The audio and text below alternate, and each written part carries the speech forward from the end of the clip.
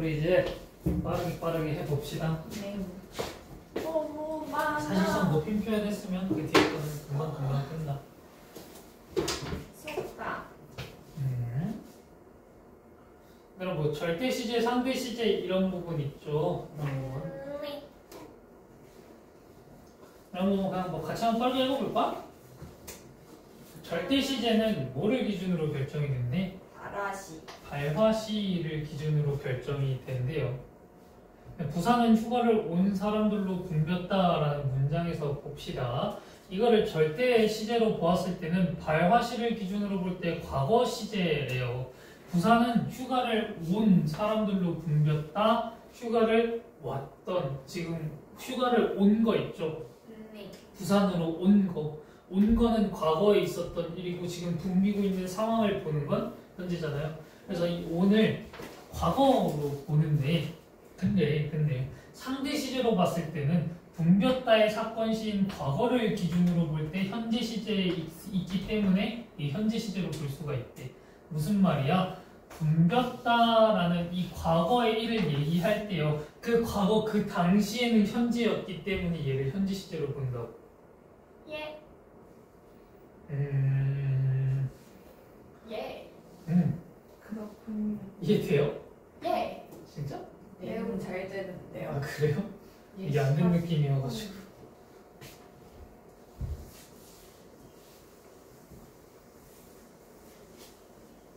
진짜? 예. 알겠어. 화내지 마. 예. 자, 우리 동작상을 볼 건데 동작상은 두 가지가 있어요. 진행상과 완료상이 있더라. 진행상은요, 시간의 흐름 속에서 그 동작이 진행되고 있음을 표현하는 방법이래요. 그래서 지금까지 계속 이어져 오고 있다라고 생각하시면 돼요. 그러니까 먹고 있다 같은 것처럼요. 은솔이가 밥을 먹고 있다, 계속 먹고 있는 중인 거잖아요. 근데 완료상은 과거의 끝이 난 거야. 시간의 흐름 속에서 그 동작이 완료되었음을 표현하는 거. 고양이가 높은 곳에 앉아 있다. 그냥 앉는다라는 거는요. 그 행동이 그냥 앉는다 하면 그 자리에 털썩 앉아버리면 그 행동이 끝나잖아. 그래서 앉아 있다라고 하면은요. 그 앉는 행동이 끝이 났다라는 그런 의미예요. 행동이 끝이 나. 먹어버렸다도요. 먹는 행위가 과거에 끝이 났더라. 이제는 먹고 있는 게 아니다. 매우 간단하군요. 근데 이거를 헷갈리면 안 되는 게 앉아있다라고 해서 지금까지 계속 앉아있네 라고 해가지고 이거 진행상으로 넘겨버리면 안 돼요.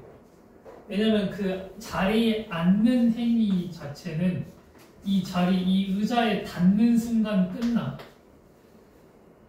그러니까 내가 과거부터 지금까지 계속 이렇게 앉고 있는 이런 중간인 거면은 몰라요. 근데 내가 앉아서 계속 그 앉은 상태가 진행되고 있는 거는 완료상으로 봐야 돼. 앉는 중이다. 얘가 지금 의자가 이렇게 있으면요. 이렇게 앉고 있는 과정 중에서는 진행상일 수 있어. 근데 이미 완전히 앉은 상태에서 계속 지금까지 이어지는 거는요. 완료상으로 써야 된다. 이해돼요? 이거 헷갈리는 사람이 좀 있어. 이것도 시험 문제 나올 것 같고 많이 틀릴 것 같아. 예시가 부족해요, 쌤. 저걸로 만족하도록 해. 이해가 부족한 자식아. 그래? 그럼 내가 숙제를 내줄게. 아니야, 쌤. 완료상에 예시 10개씩 써. 쌤. 좋다. 혜진. 쌤. 아니 근데 이거 직접 생각해봐야 돼. 쌤. 생각해봐야지 늘어요. 쌤. 누웠다. 죽었다. 뭐 동작상의 중의성 이런 게 있다, 신다, 매다 같은 용언이라고 하면 동사와 형사를 의미하겠죠. 용언을 동작상으로 표현할 경우 그 의미가 두 가지로 해석될 수가 있대. 옷을 입고 있다라는 게 이미 다 입은 상태가 유지가 되던가 아니면은 진짜로 계속 입고 있는 그런 동작을 하고 있는지. 계속 입고 있는 중간이면요. 그러면은 얘는 진행상이야. 근데 다 입고 나서 쭉 이어지고 그냥 내가 생활하고 있는 거면은 완료상이야. 이런 식으로 중의성을 가지고 있을 수 있다. 신발을 신고 있다도요. 지금 내가 신발을 이렇게 신고 있는 와중이면 진행상인데 다 신고 걸어 다니고 있으면은 완료상이라고. 이런 식으로 이 중의성 때문에 애들이 많이 틀릴 것 같아요. 아까 그 앉고 있다도 앉아 있다도 똑같은 의미야. 한국인도 한국어를 이렇게 어려웠는데 외국인도 다음 우리 피동사동. 피동사.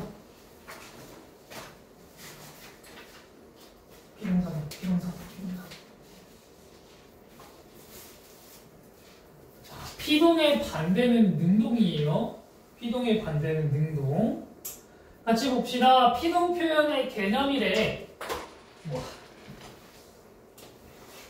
주어가 동작을 제 힘으로 하는 것을 나타내는 걸 능동문이라고 하고요. 다른 주체에 의해서 동작이 이루어지거나 영향을 받는 것을 피동문이라고 한대요. 그러니까 내가 그 행동을 하면 능동문이고요. 그 누군가에 의해서 다른 주체에 의해서 동작이 이루어지고 있는 거면 피동문이더라. 예. 그래서 보면요. 도둑이 개개 놀리렸다. 쫓기고 있다. 그러면은 지금 도둑이 개에 의해서 쫓김을 당하고 있는 거지. 네. 그러면은 이거는 피동 표현이 되는데요. 이 두 개를 바꿔볼게. 개가 도둑을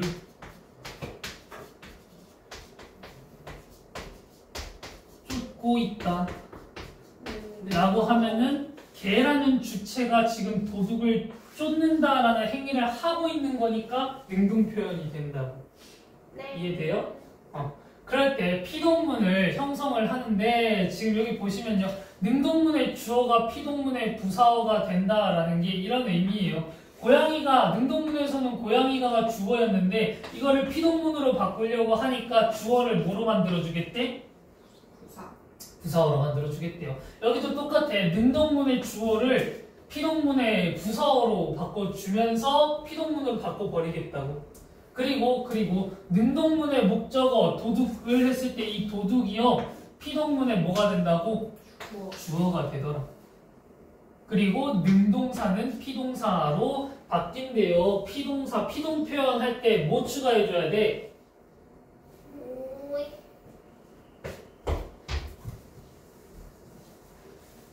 자, 이희비기 잘 기억해 두세요. 피동 표현은 이희비기야. 이희비기. 쫓기다. 쫓다 사이에다가 기를 넣어서 피동 표현으로 만들어준 거야. 닫다. 원래도 닫다가 원형인데 히를 넣어줘서 닫히었다 해서 닫혔다. 이런 식으로 표현하는 거라고. 하다가 붙는 말에 전미사 되다가 붙어서 만들어지기도 한데요. 무너진 다리를 복구했다가 아니라 무너진 다리가 복구되었다.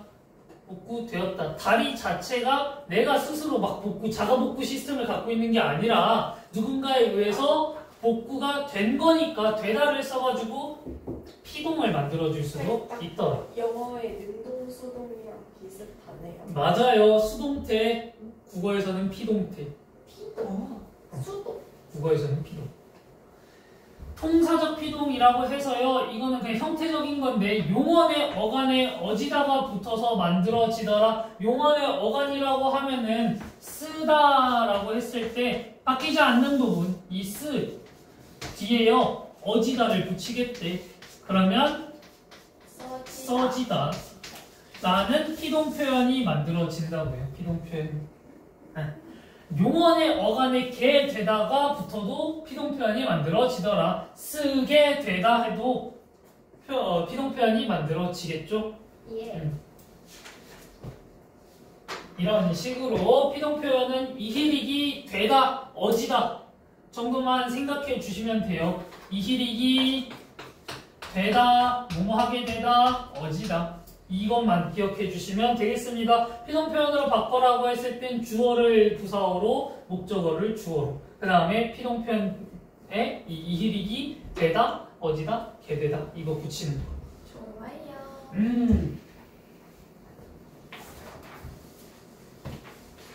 근데 보면요, 뭐 실현의 제약 같은 게 있대요. 그러니까 모든 파생적 피동을 통사적 피동으로 만들 수 있는 건 아니더라. 이희리기는 다 붙일 수 있어?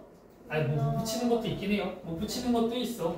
그러니까 이거 전부 다 이희리기를 붙일 수 있는 것도 아니고 전부 다 어지다, 개되다 이를 붙일 수 있는 것도 아니더라.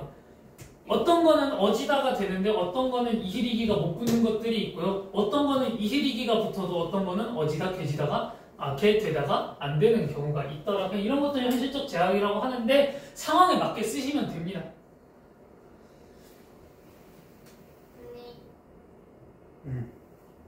피동 표현의 의도 및 효과 다음 점 넘어가 볼게요. 동작의 대상을 강조하더라, 당하는 대상을 강조하더라. 쫓기다, 도둑이 개에게 쫓기다라고 하면은요, 도둑이 그 쫓김을 당하는 그 도둑 있죠? 쫓김을 당하는 도둑을 강조하는 거라고. 상황에 의해 어떤 일이 일어남을 나타내고 있고요. 동작의 주체가 분명하지 않거나 밝힐 필요가 없을 때 사용하기도 한다고 합니다. 동작의 주체를 숨김으로써 책임을 회피하고자 하는 심리를 반영하기도 하고, 주어가 원하지 않는 행위를 당한다라는 심리, 이 당한다라는 심리가 사실상 제일 중요해요. 당하면 피동이야. 당하면 피동, 직접 하면 능동.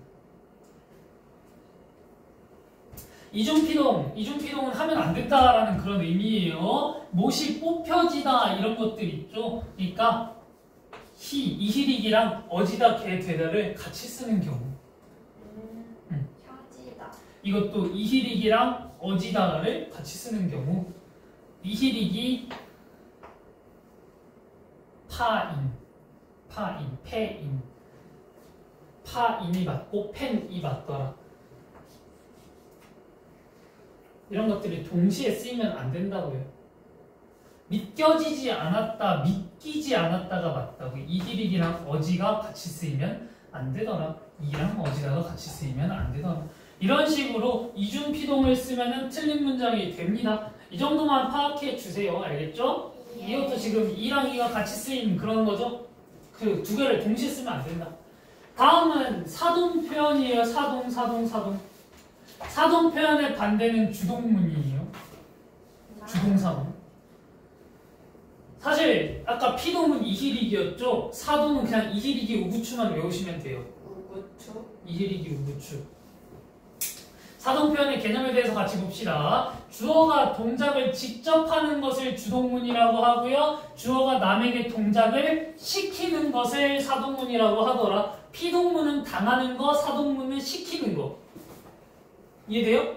피동문은 당하는 거, 사동문은 시키는 거. 피동문은 이희리기, 사동문은 이희리기 우구추. 사동문의 형성 봅시다. 주동사가 자동사 또는 형용사인 경우를 의미한다고 하는데 그렇구나 하고 넘기시면 됩니다. 새로운 주어가 생기고요. 주동문의 주어가 사동문의 목적어가 되고 주동사가 사동사로 바뀌더라. 그냥 이거 주동문을 사동문으로 바꿀 때를 의미하는 거야.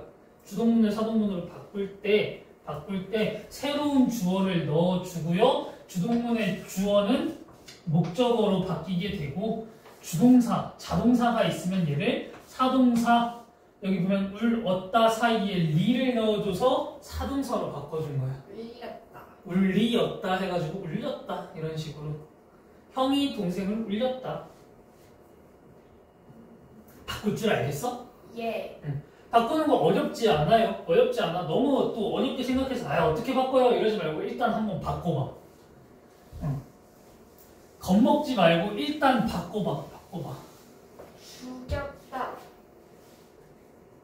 다음 주동사가 타동사인 경우, 타동사라는 거는 결국 목적어를 필요로 한다는 그런 의미예요. 새로운 주어가 도입되는 거 똑같고요. 주동문의 주어가 사동문의 뭐가 된대? 부사어 아까 위에서 자동사일 경우에는 목적어로 바뀐다 그랬는데 타동사일 경우에는 부사어로 바뀐대요. 주동문의 목적어는 사동문에서도 그대로 뭐가 된다고? 목적어가 된다고. 동생이 우유를 먹었다라고 했을 때 우유를이라는 목적어가 그대로 똑같이 따라온다고. 우유를이라는 목적어로요. 대신에 주어만 부사어로 바뀌더라. 그리고 새로운 주어가 생기고요. 그 다음에 당연히 주동사는 뭐로 바꿔줘야 돼? 사동사로 바꿔줘야 돼요. 사동 표현을 넣어서요. 이리기 우추를 넣어서. 그래서 여기서도 먹었다에 이를 붙인 거죠. 먹이었다, 먹였다. 심플하. 여기 밑에 나와요. 사동 표현의 실현, 뭐, 이히리기, 우추. 우추. 이 표현만 잘 알아봐 주세요. 이히리기 우추. 그리고 시킨 거니까 당연히 하다 말고 시키다라는 표현을 써도 되더라. 의미만 통하면 되니까요. 뭐뭐하게 하다. 아까 위에서는 뭐뭐하게 되다였죠. 얘는 뭐뭐하게 하다. 뭐뭐하게 만들다, 뭐뭐하게 시키다. 이런 것들이 있죠. 이런 식의 사동 표현이 사용이 됩니다.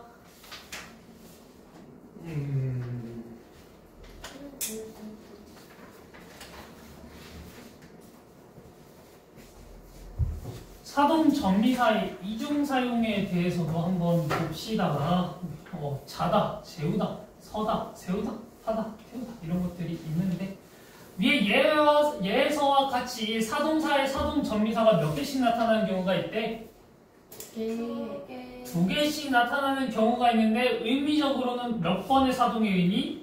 한 번의 사동의 의미만 갖게 된대요. 관점에 따라 접사 두 개가 쓰인 것이 아니라 하나의 접사로 보기도 하더라. 뭐뭐 우다요. 이유다? 이유 그런 것들. 이유. 이거를 그냥 하나의 접사로 보기도 한대요. 예를 들어 표준 국어 대서점에서는 이유를 하나의 사동 접사로 등재하고 있대. 그러니까 우리 아까 전에 이히리기 우추에서요. 이랑 우를 동시에 따와가지고 얘를 하나의 사동 접사로 표현을 하겠다고. 얘는 중복이 된다고. 피동 표현은 중복을 하면 안 되는데요. 사동은 때에 따라 중복이 되는 경우가 있다고. 이유 같이. 그래서 자다는 자에 이 우가 붙어서 제우다가 되는 거고요. 서다고요. 서 뒤에 이 우가 붙어서 세우다가 되는 거라고. 사동 표현은 이유 같은 경우에는 중복으로 쓸 수가 있더라. 피동 표현은 절대 안 돼요.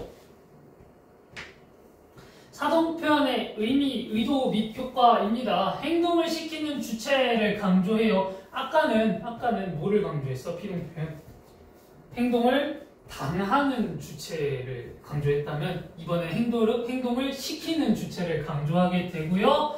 사건의 결과가 외적인 원인에 의해서 발생한 것임을 나타내고자 할 때 사용한대요. 그리고 객관적으로 전달하려는 사회적 심리를 반영했고 자신의 행동에 대한 책임을 남에게 돌리려는 의도를 반영하기도 했더라. 이거는 그냥 한번 읽어보고요. 그냥 한 번씩만 읽어보고 익숙해지기만 하면 돼요. 굳이 막 외우려고 힘쓸 필요는 없고. 예. 그냥 사전 표현은 이런 의도와 효과를 갖고 있구나 라고 생각하고 넘겨주시면 되겠습니다. 만약에 학교에서 이것들을 뭔가 중점으로 다루면요. 그냥 한번 그 피동 표현이랑 사전 표현이랑 비교하면서 읽어보세요.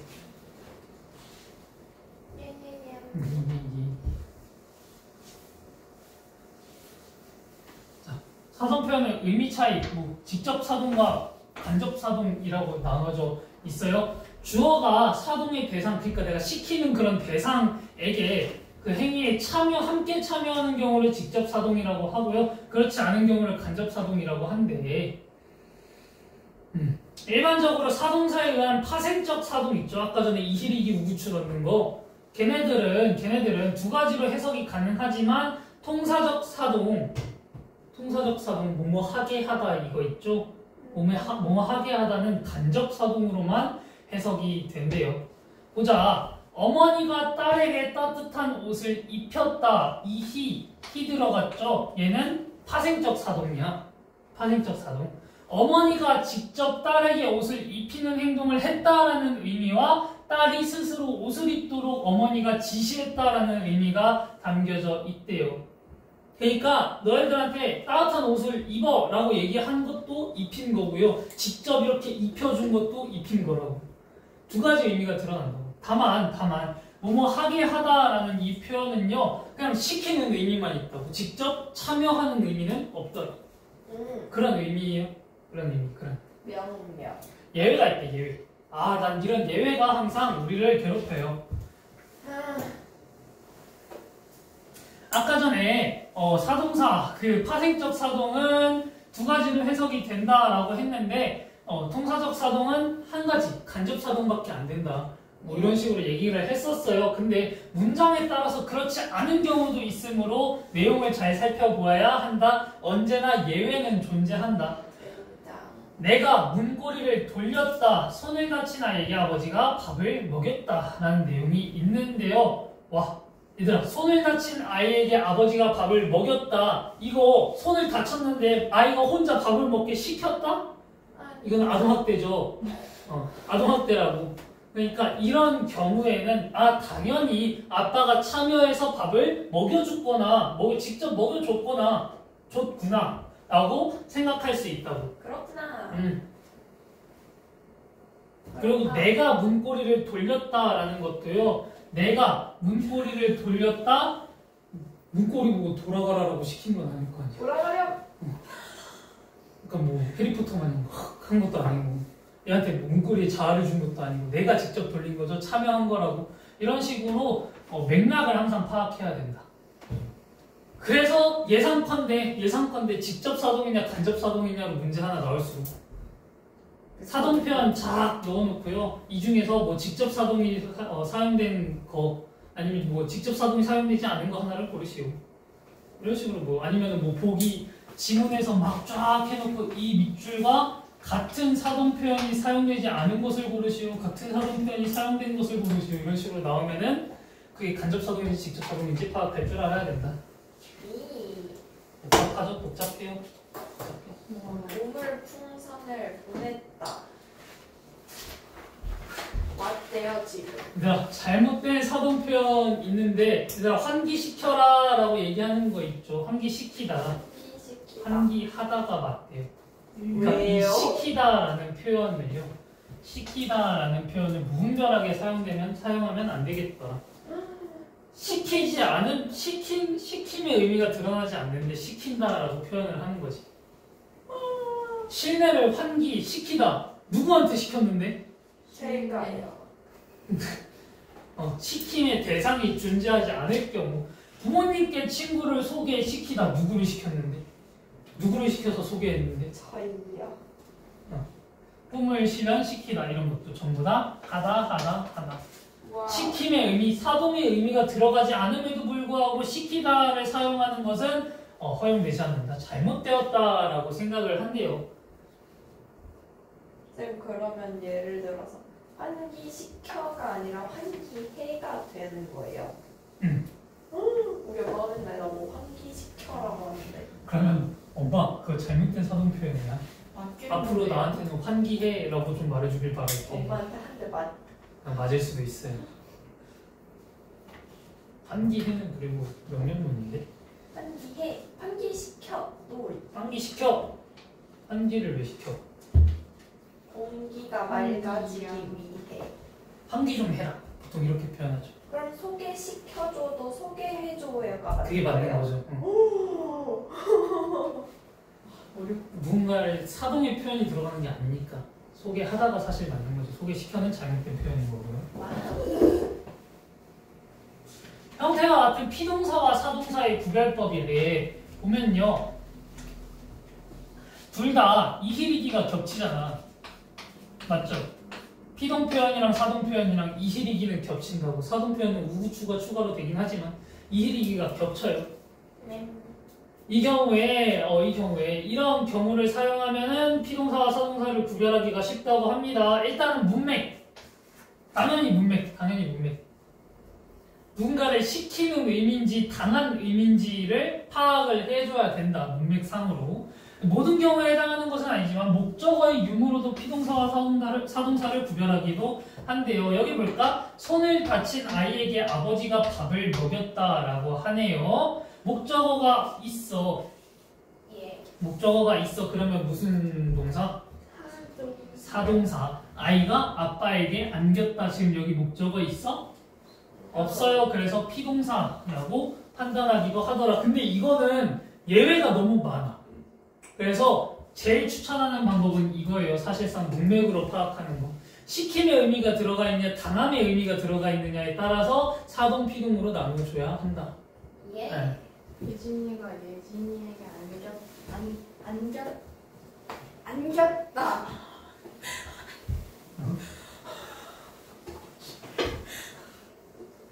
속가. 다음은 부정표현입니다. 이게 제일 쉬워요, 얘들아. 안. 부정표현은요, 안부정문과 못부정문이 있어요. 네. 안무. 안부정문은요, 내 의도, 의지. 의지가 담겨 있어. 못부정문은 의도가 담겨 있지 않아요. 하지 못했어요. 안 했어요. 숙제를 그리고 못했어요. 능력이 부족한 경우. 하늘에서 메테오가 떨어지는데 내가 그거를 못 막은 거지 안 막은 게 아니잖아.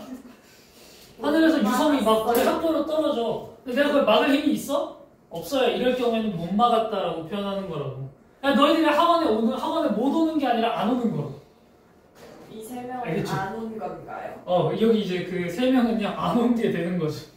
아니 근데 아니야. 근데 사실 외부적 요인이 있으니까요.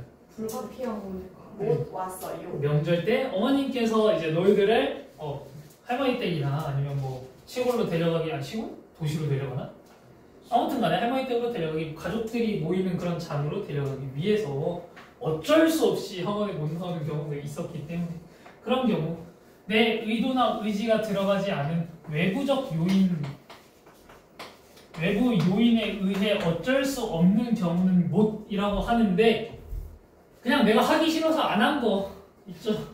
하기 싫어서 안 한 걸 안부정문이라고 하더라. 숙제를 못했어요. 그러니까 안 한 거.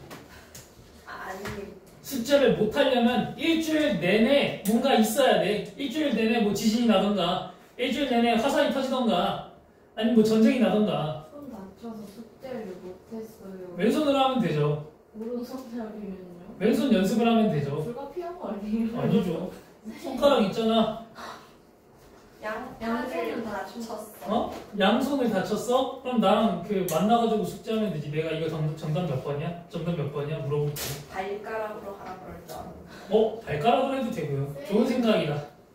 아니 근데 쌤이 도와주시다가 틀리면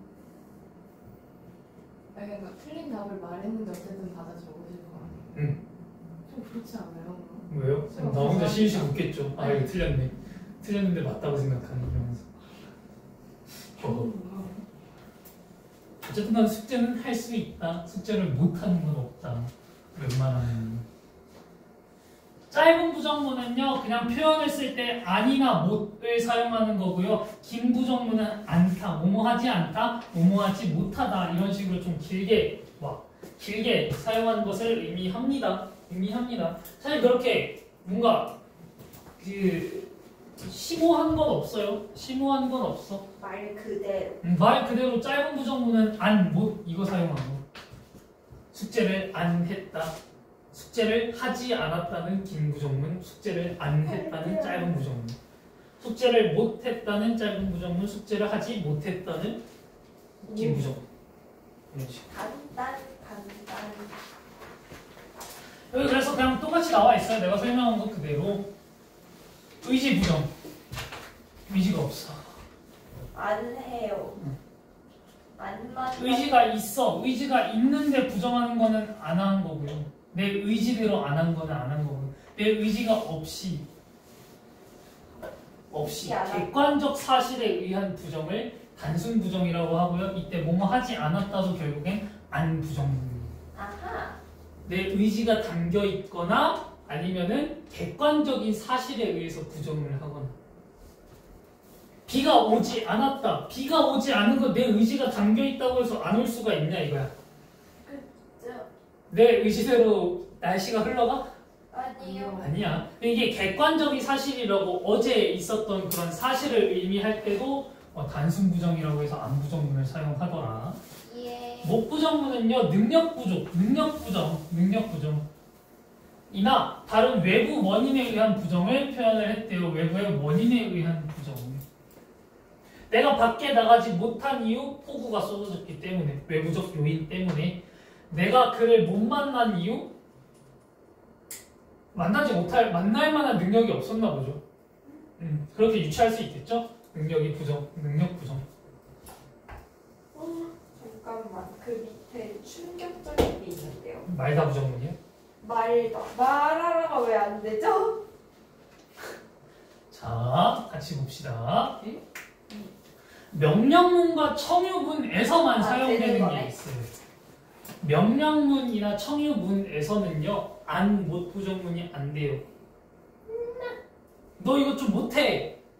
못해. 너 이거 좀 안 해. 안 해. 너 이거 좀 하지 않아. 너 이거 좀 하지 못해라. 뭐 이런 거 안 되죠. 말다 부정문을 사용하다. 명령문과 청유문에서는 말다 부정문을 사용을 하는데 이때 말다 부정문은 뭐뭐 하지 마, 뭐뭐 하지 마라, 뭐뭐 하지 말자와 같은 얘네들은 명령문이고요. 얘는 청유문이겠죠. 이런 식으로 긴 부정문의 형태로만 쓰인대요. 명령문, 지훈아 회사에 가라는 돼. 근데 회사에 가지 않아라, 회사에 가지 못해라 이런 식으로 안 부정문, 못 부정문을 쓰면 못 쓴다고. 근데 회사에 가지 말아라 이런 식으로 말다 부정문은 사용이 되더라. 청유문도 똑같아요. 우리 달리자라는 말이 있으면 우리 달리지 않자, 우리 달리지 못하자 안 된다고. 대신에 달리지 말자라는 말다 부정문은 사용이 되더라. 별거 없죠? 네. 별거 있어? 아니요. 있으면은 나중에 보강합시다. 없어요. 없어야 한다.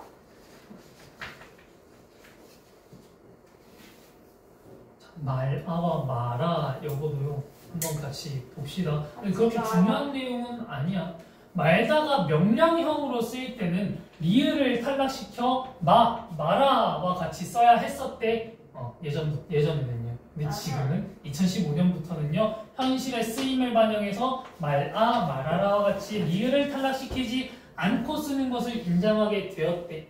그래서 마라는 뭐가 됐다고? 복수 표준어가 되었대. 둘 다 맞는 표현이래요. 마라탕. 그렇게 하지 마, 그렇게 하지 마라, 그렇게 하지, 그럼 복도에서 뛰지 마라, 복도에서 뛰지 말아라 다 된다고요. 들이치지 마. 숙제하지 마라. 통사적 부정과 어휘적 부정이 있는데 뭐 통사적 부정부터 볼까? 안, 못이나 지 않다, 지 못하다를 사용해서 긍정문을 부정문으로 바꾼 거. 어휘적 부정은 아니다, 없다, 모르다 등의 어휘를 사용해서 만든 부정문이라고 하네요. 통사적 부정은 그냥 말 그대로 형태를 바꾼 거. 어휘적 부정은 어휘를 추가한 거. 예. 그냥 안, 못, 지 않다, 지 못하다라는 그런 형식을 바꾼 거고요. 어휘적 부정은 아니다, 없다, 모르다와 같이 애초에 부정을 나타내는 어휘들 있죠. 예. 그런 부정을 나타내는 어휘들을 추가해서 만든 부정문이라고. 이해돼? 예. 부정문의 제약. 부정문의 제약. 그냥 한 번씩 읽어보면 되는데 같이 읽어봅시다. 못 부정문은 원칙적으로 뭐에만 쓰인대? 동사에만 쓰인대요. 형용사에는 못 쓴대. 못 본다는 되는데 못 예쁜다 안 되죠. 못 예쁘다. 안 예쁘다는 안 예쁘다는 되는데 못 예쁘다는 안 된다. 기대에 미치지 못함을 나타내는 경우에는 형용사에서도 긴 부정문의 형태를 쓸 수가 있대요. 집이 못 깨끗하다가 아니라 집이 깨끗하지 못하다는 가능하대. 기대에 미치지 못함이라는 의미, 이 의미를 나타내는 경우에는 결국에 긴 부정문의 형태도 쓸 수 있더라. 이거는 근데 오히려 생각하려고 하면은 더 기억 안 나. 그냥 너희들이 평상시에 쓰던 어휘 있죠? 그냥 그거 그냥 자연스럽게 쓰면은 이거 문제 나오면 맞출 수가 있는데 아 이거였지 하면서 외우기 시작하면요 오히려 틀릴 가능성이 있다. 생각을 깊게 해야 돼요. 아, 문학이네, 문학. 그냥 우리 평상시에 쓰던 말 그대로 사용하다가 이거 좀 이상한데 싶은 것들만 체크하시면 돼요. 알겠죠? 예. 그냥 한 번씩 읽어봐. 무엇이다 형태의 부정문이 있는 서술어가 체언 플러스 이다. 이다는 서술적 조사였죠? 이런 문장을 부정할 때는 아니다를 사용한대요. 무엇이다의 반대는 무엇이 아니다. 이런 식으로. 서술적 조사를 사용할 때는 아니다를 사용하는데 이게 아니라면 모르다, 없다와 같은 용언의 부정문 이거는요 짧은 부정문은 불가능하고 긴 부정문만 가능하더라. 못 모르다, 안 모르다, 안 돼, 모르지 않다, 모르지 못하다, 모르지 않다밖에 안 돼. 모르지 않다, 없지 않다 되는데 안 없다 안 된다고요. 안 없다.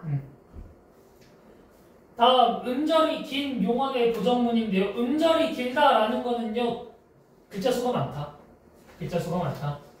음절이 긴 용언의 경우에는 짧은 부정문을 사용하면 어색하다. 아름답다라는 표현이 있는데 안 아름답다. 안 아름답다. 어색해. 아름답지 않다라는 표현이 사실상 맞겠다. 안 예쁘다. 왜 나보고 안 못생겼다. 못생겼지 않았다. 생겼다의 부정문이잖아. 못생겼다. 못생겼지 않았다. 아하. 예진이는 남자. 이거는 그냥 그거예요. 주의성인데 결국에 주지 않은 대상이 서아에게 안 준 건지 편지를 안 준 건지 서아에게 편지를 주지 않았다? 그러니까 서아에게 건네준 게 편지가 아닌지 아니면 서아가 아닌 다른 사람에게 나무 준 건지 뭐 둘 다 아닌 건지 이런 식으로 의미가 중의성을 가질 수 있더라. 이거는 그냥 사실 그냥 맥락 속에서 파악해야 돼요. 아니 어려운데요?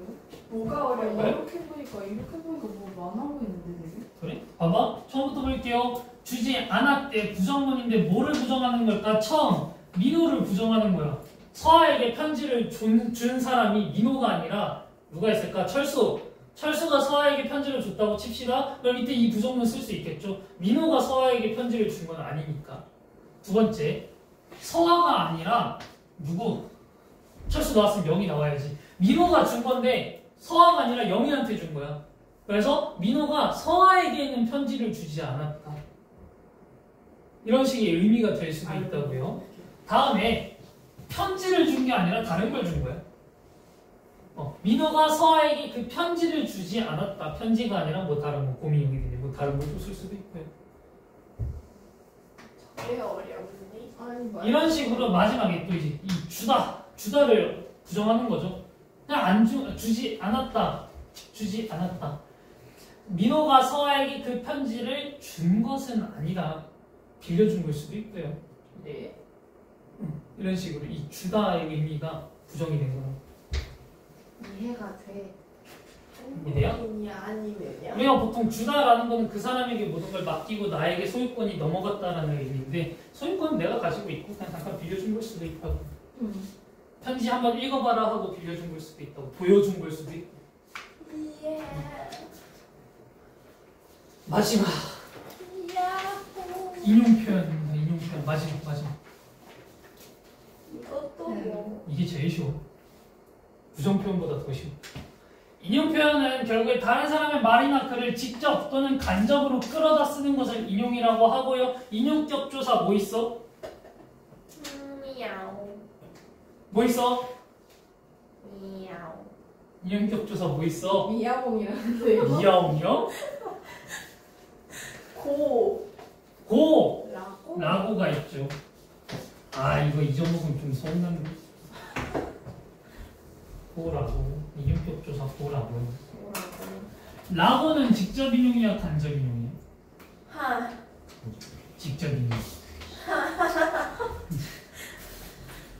뒤에 보이죠? 라고.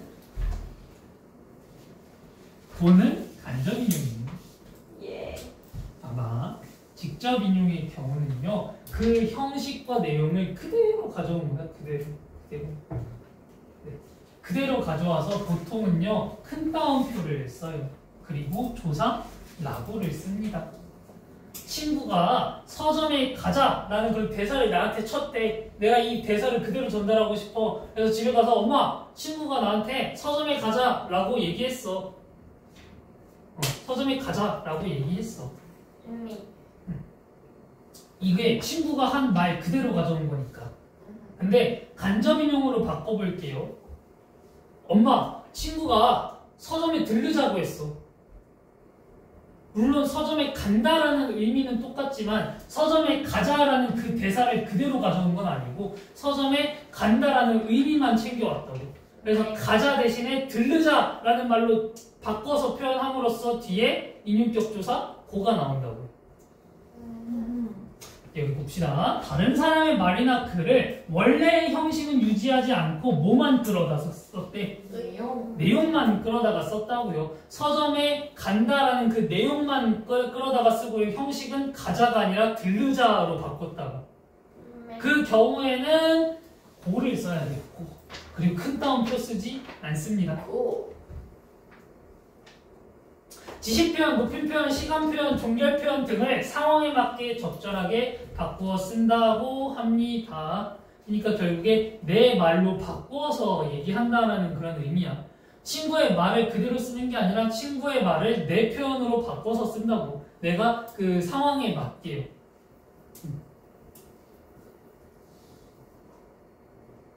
지금 약간 이런 것도 있잖아요. 어떤 거? 친구가 서점 가재. 이건 어디에 속하는 거예요? 그건 인용이 아니지. 아니죠? 인용 표현을 쓰냐면요. 어쨌든 간에 그냥 말을 전달해 준 거지. 말을 전달해 준 거지. 인용의 의미는 아니죠. 왜냐면 인용의 의미는 다른 사람의 말이나 행동을 끌어다가 내 말로 바꿔서 표현을 해야 돼. 그 말을 그대로 전달해 줘야 돼요. 간접 인용의 표현으로 바꿀 때 주의할 점이라고 하는데 큰 따옴표 빼고 라고를 고로만 바꿔 쓰는 게 아니라 상황에 맞게 적절하게 바꾸어야 한다라는 거예요. 어제 소미가 나에게 아버지 내일 성묘 가세요? 라고 물었다. 말이 돼? 이게 뭐야? 소미가 딸이고 나도 아빠인가 보네요. 그래서 소미가 나에게 아버지 내일 성묘 가세요? 라고 물었다를 간접 인용으로 바꿀 거야. 어제 소미가 나에게 오늘 성묘 가느냐고 물었대. 내일이라는 시간적 표현이 오늘로 바뀌었고요. 가세요라는 표현이 가느냐라는 표현으로 바뀌었대. 높임 표현. 예. 소미의 입장에서 한 말이니까 아빠를 높여야겠죠. 아빠를 높여야 된다고. 아빠는 높임의 대상이니까. 근데 내 입장에서 말을 바꿔서 쓴 거잖아. 간접 인용은. 그러니까 내가 나를 높일 필요가 있어 없어? 없어. 그래서 가세요라는 이 해요체를요 가느냐 뭐뭐 하느냐 라는 이체로 바꿨다고. 높임 표현을 바꿔 썼다고요. 그냥 안 높여도 된다라는 그런 느낌이죠. 그래서 이렇게 바꿀 때는 항상 상황에 맞게 적절하게 표현을 바꿔 써야 하더라. 가시느냐고 물었다. 이건 오답이에요? 오늘 성묘 가시느냐고 물었다? 오답이지. 왜냐면 내가 나를 높이고 있는 거니까. 이런 표현의 사용 효과? 생생하고 정보 출처 밝힐 수 있고 출처가 드러나요. 그렇군요. 출처가 드러나. 그리고 원래의 문장을 더욱 생생하게 전달하는 효과도 얻을 수 있더라. 이 정도만 체크하시면 돼요. 끝. 숙제 내가 나눠준 프린트 다 풀어. 예. 몇 문제 보라? 57문제. 오호. 운영전 프린트도 다 풀어오기? 선생님. 운영전 프린트도 다 풀어오기. 풀어왔어? 몇 문제 풀어봤어요? 다음 주까지 다 풀어오시면 돼요. 저도 어떻게 할까? 소설 써 있는 것도 가위바위보 잘하는 사람이 교양 아 이렇게 하자. 이렇게 하자. 원려. 운영전 프린트만 다음 주까지 다 풀어오세요. 네. 문법 프린트는 다음 주에 와서 풀자. 그러면 아, 아니, 진도를 다 나가는 거예요? 그 우리 이제 비문학만 나가면 돼요. 아 그럼 비문학 지문 프린트 있잖아. 그거 나한테 찍어서 보내주면 감사드리겠습니다. 우리 있으신 비문학을 분들이. 나갔어? 아그 진소리한테 있는데 비문학을 나갔어. 나갔잖아. 나갔어. 공자 맹자 뭐라? 자 숙제 나 책 읽는 거밖에 안 함. 운영전 문제만 풀어오기. 운영전 문제만 풀어오기. 그리고 두 번째 비문학 프린트 있는 사람 아무나 찍어서 보내주세요. 알겠죠? 만약에 운영전 문제가 없는 그 혹시 그 저기 여기 영상 보고 계신 분들 중에서 운영전 문제 프린트가 없으면 다음 주에 와서 쌤 저 없어서 못 풀었어요 이러지 말고요. 나한테 제발 카톡을 보내줘. 내가 문제 보내줄게. 네. 그러니까 제발 부탁인데 다음 주에 와서 아 쌤 저 그거 잃어버렸어요 이런 소리 안 했으면 좋겠네요. 우리 친구들 다 있죠? 네. 다 있죠? 짠. 고생하셨습니다. 갑시다. 아이고.